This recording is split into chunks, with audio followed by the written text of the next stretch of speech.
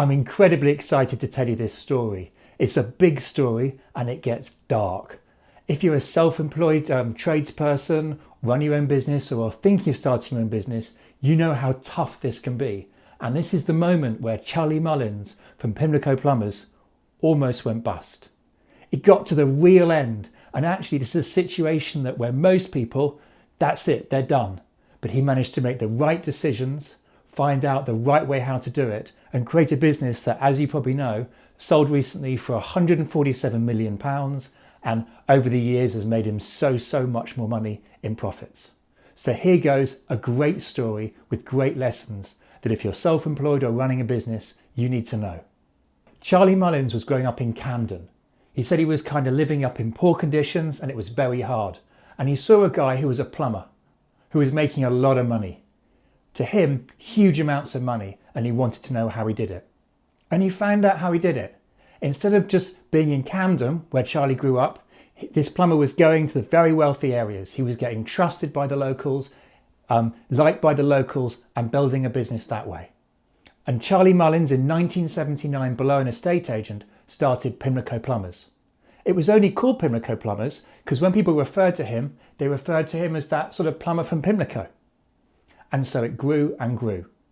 Now, this was the 80s. This was a massive boom time, a huge boom time, and for London. Other parts of the country, and some other parts of the country not so much, but for London, things were booming. And actually, it was well known that you can make a lot of money. Well known, for example, like comic sketches like this. I'm a plasterer, see? Bush, shum, dollop, lovely job, loads of money! It was the time of the yuppies, it was the time of lots of things, and it was boom time. And so basically, Charlie Mullins thought, like many people, it was going to go on forever, and it was going to be great, and he grew his business. And this is where things started to go wrong. Because in 1991, things got really hard.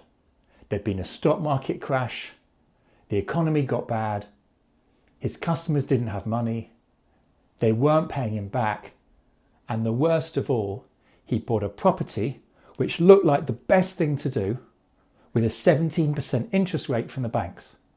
Now 17% now interest rate seems absolutely nuts, but you've got to see it in the time, that at the time that was close to a normal interest rate to be paying. It might actually be the right thing. Because the reason is that at that time, the thinking from the government was to try and get inflation down. And so interest rates were high. In fact, interest rates were high in lots of countries. But now he had a problem. His customers didn't have the money, weren't paying him back.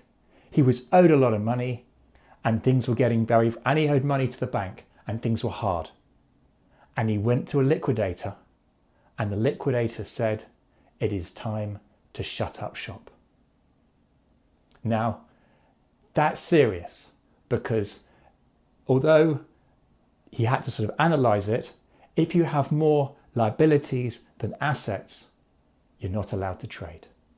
It's called trading while insolvent.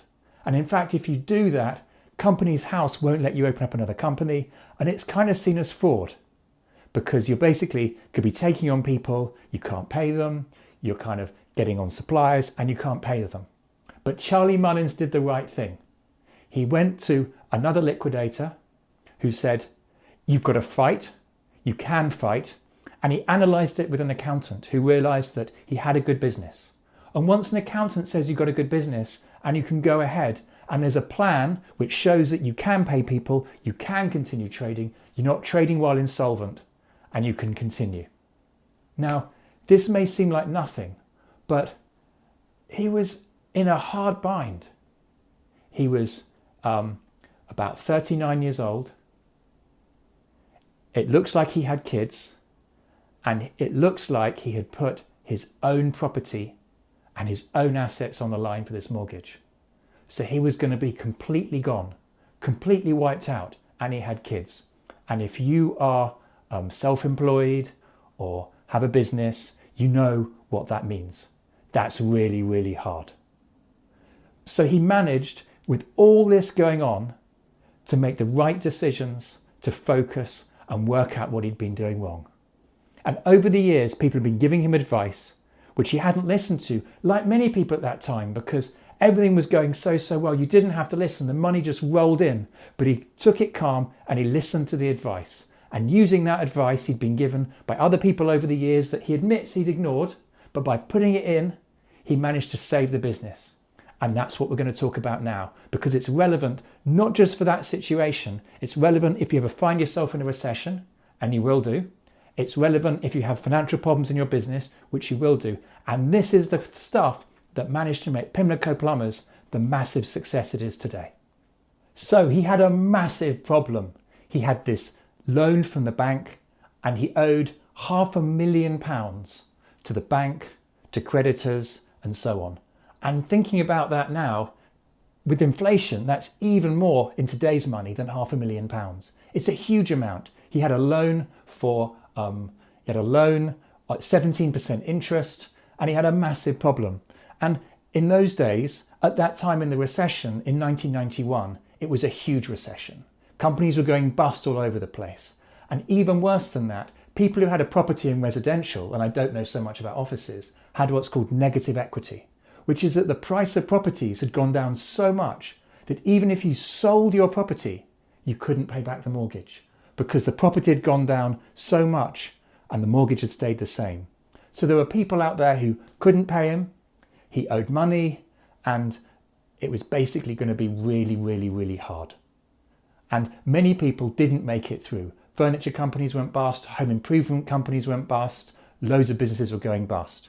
And so thinking about it, he was 39 years old, he probably had children, he could lose his home, he could lose everything. And for anyone who's been self-employed, who's thinking of starting up a business, or who does start up a business, they know how hard that really is. Sleepless nights, really painful. Many people don't get through it.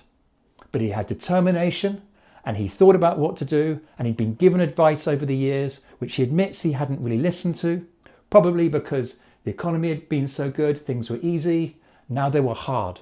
And this is when we discover the things that really make people build a massive business that lasts. And we're going to go into those now. And it's amazing that he managed to keep his head, stay calm, and get through it. And he was owed £80,000 by his customers because he'd been given credit. So the first thing he did was no credit at all. If you wanted the job done, you paid then. Credit card, check, whatever, you paid then. No credit at all. Because he'd been given credit and people hadn't been paying him back. And as it's a recession, many people, if he gave them credit, also couldn't pay back. So it was huge. The next thing he did is he did proper processes. He did delegation to people. He had a proper HR department, proper accountancy, proper setup, proper management, so that it was really run properly.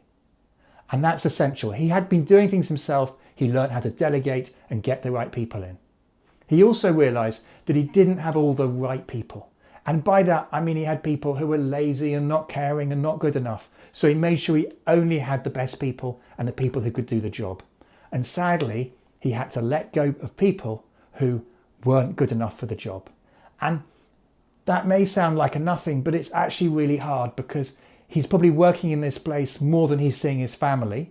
He freely admits that the price of success for him has been his marriages. He says that people who are successful, often they do pay for it in their personal life and so on. So he's been with these people, a huge connection, and it's really hard to do that. And he actually says that when he was quoted about 20 years later, he said that he lost so many people and good people, because not just the people that couldn't do the job he had to let go, because when things are going well, it's easy just to keep people on because you can, but also people jump ship because they could see there was a problem. So actually you also lose the good people because those good people can go anywhere, and you lose those as well. He also listened to advice much more, especially from much older people in their 80s and so on who'd been around. Presumably they'd been telling him things because they'd experienced it, they'd seen it, and he hadn't been listening. Probably all the success of the 80s, all the success meant that he didn't have to listen to it. It was easier to make money, but now it was hard, so he listened. So with that formula, he's gone forward and made Pimlico Plumbers incredibly successful. And this is easier said than done, because in those hard times, when you've got no money, when you're really up against it, keeping a clear head, getting the best advice, doing these things, making the hard decisions that are painful and horrible really is hard. So if you can learn these lessons, I think they're huge, massive lessons. and hopefully there'll be really good advice to you in your business. Because what's interesting is he got it right when it was just him, but then he had to learn about running a business. And in the hard times, you've got to run a business well. It's harder to survive. And so the person he mentored from at the beginning, who was a plumber, who was amazing, who worked by himself, may have been amazing, but he probably didn't have the skills and knowledge in how to scale and run a larger business, accounts, HR, management, and so on. So also what he had to do as part of that was he had what he called the Pimlico Plumbers Bible, which is basically the rules people had to go in, how they had to dress, how they had to behave, to dress properly and behave properly. So he really got what would be called an operations manual in many terms. He really built proper systems. Often people I'm doing consulting work for have been very successful by themselves, but it's now time to scale. And that's when it's important to speak to somebody who's scaled a business. I've scaled a business before, so I can give advice to people. I'm not a qualified professional advisor in a financial point of view, but I know a bit about running, scaling sort of service businesses and so on, and maintenance and cleaning, etc. So it's important to get that advice and to learn. I really hope you like this video. It really shows how Charlie Mullins managed it when so many people didn't, the kind of personality you've got to have, how you've got to stay calm, how you've got to listen to advice. And I'm hoping to do other videos on him and other things about running plumbing businesses and tradesperson businesses. I really hope you subscribe. There's some great videos coming, and thank you so much for joining me.